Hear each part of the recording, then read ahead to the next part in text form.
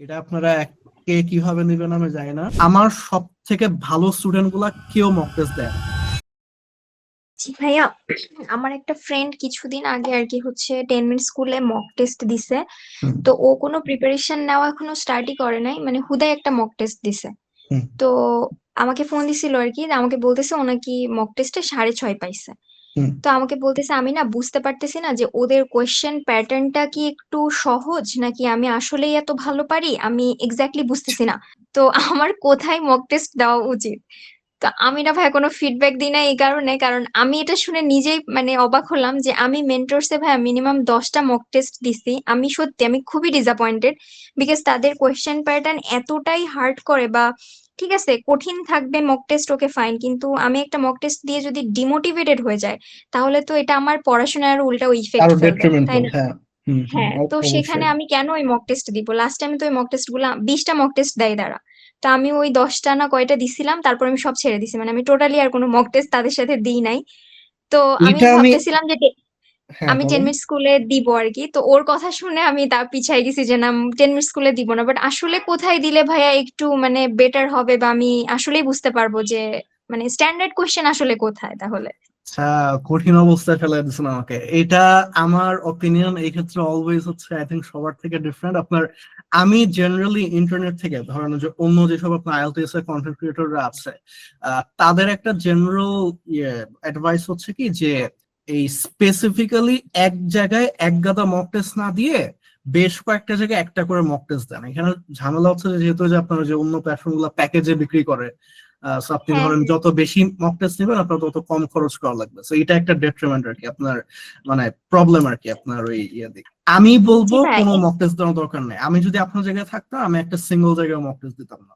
এই হচ্ছে আমার অ্যাডভাইস। কারণ কি, কারণ যে আপনি ভাই যেটা এই বললেন। ডিসিশনটা আমিও হুম, সেম ভাই, আমিও ভাবতেছিলাম, কিন্তু তারপরও না ভাই ওই যে একদম ফুল টেস্ট আমি বাসায় যতই দিই না কেন, যে কোনো আনসার দেখবো না, আমি ফুল একটা টেস্ট দিলাম, বাট ভাই আমার হুম, স্পিকিং এর যে ফুল মকটা, মানে এটা হুম। হয় ভাই আপনার সাথে প্র্যাকটিস করতেছি ওইটা ঠিক আছে, কিন্তু একটা পরীক্ষার একটা এনভায়রনমেন্ট থাকে না ভাইয়া, ওইটা আসলে ওই মক টেস্টে পাওয়া যায়। তো এই জন্য আমি ওই, চাচ্ছিলাম যে লাস্ট হ্যাঁ, একটা ওই দুইটা দেওয়া যায় আর কি।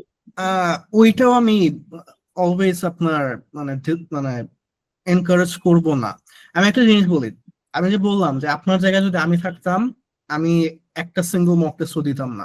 স্পেশালি মানে আমার এখন যে নলেজটা আছে আর কি through the experiences of my students, যে আপনি চিন্তা করেন আমি 3 বছর ধরে পড়াচ্ছি আর well over 400 students at this point আমি পড়ায় ফেলছি। আমি আই থিঙ্ক যে আজকে হাবিবা আপু বললো এ সহ মেবি 3 বার কি 4 বার আমি শুনছি যে হ্যাঁ মক টেস্ট দিছি এক্সপিরিয়েন্স ভালো ছিল। আর বাকি সবাই মানে আপনি পার্সেন্টেজের হিসাবটা চিন্তা করেন, বাকি সবাই বলছে যে ভাই আমি আর কোনোদিন মক টেস্ট দিব না, হয় এটা বলছে বলছে যে ভাই আমি আর পড়ালেখা করবো না। বিকজ মক টেস্ট এর মানে একটা হচ্ছে তারা যেভাবে আপনার এক্সাম গুলা নেয়, এটা এত variance in terms of quality. অনেকে খুব ভালো কন্ডিশনে নেয়, অনেকে খুবই হ্যাপহ্যাজার্ডলি নেয়। তারপর হচ্ছে আপনার মার্কিং ক্রাইটেরিয়াস এত লুজ, সব মিলায় আমি বলবো যে হ্যাসেলটা না নিতে। আর আরেকটা এখানে বলি যে আমার এই ব্যাচে মানে কোহোর্টে মানে আমি যে পড়াইছি, আমার সব থেকে ভালো স্টুডেন্ট গুলা কেউ মক টেস্ট দেয় নাই। মিনহাজ ভাইয়া বলেন মক টেস্ট দেয় নাই। তারপরে যে রিসেন্টলি একটা আপুকে যে আমি কয়েকটা মক টেস্ট নিয়েছিলাম স্পিকিং এ, উনি কোথাও মক টেস্ট দেয় নাই। উনি লিটারালি রাইটিং করেই নাই। সো আপনি চিন্তা করেন যে সব থেকে ভালো স্টুডেন্টরা কখনো মক টেস্ট দেয় না। Because তারা জানে যে কেমব্রিজের স্ট্যান্ডার্ড, এখানে যে আপনার যেখানে ইস্যুটা ওইখানে তারা জাস্ট ওই জিনিসটা, আর আমিও ধরেন এই জিনিসটা খুব স্ট্রংলি আর কি ফলো করতাম যে আচ্ছা কেমব্রিজের স্ট্যান্ডার্ডই আসবে, so আমি কেমব্রিজের কোনো একটা টেস্ট একদম পুরাপুরি এক্সাম সিরিয়াল তো দেই। এইখানে আপনার সমস্যা রাইট, যে মানে বাসায় দিলে হয় না। এই প্রবলেমটা সবার মধ্যেই নর্মাল যে মানে বাসায় হচ্ছে এক্সামের এক্সপিরিয়েন্সটা আপনি সিমুলেট করতে পারেন না।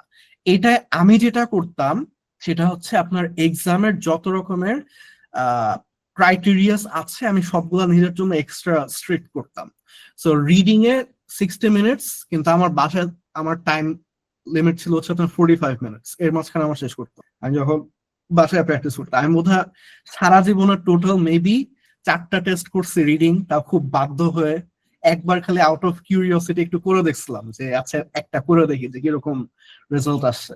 এটা করে হচ্ছে আমার 45 মিনিটস লাগছিল, আর আই গট 7.5। এটা ছিল আমার প্রথম রিডিং প্র্যাকটিস আর কি। তারপরে বাধ্য হয়ে যে ক্লাসে একটা দুইটা করা লাগতো, তো মানে বাধ্য হয়ে করতাম, এছাড়া আমি কখনো করিনি।